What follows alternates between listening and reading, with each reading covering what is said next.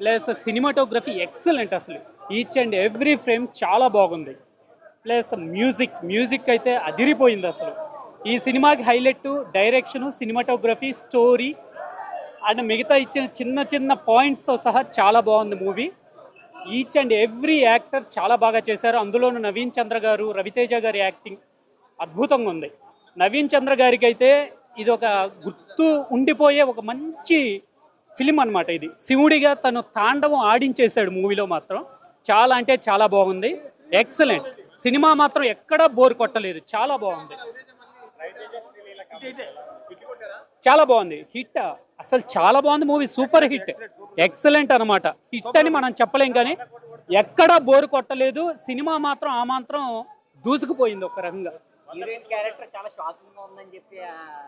Shocking అంటే యాక్చువల్గా తను టీచర్గా చూపించారు.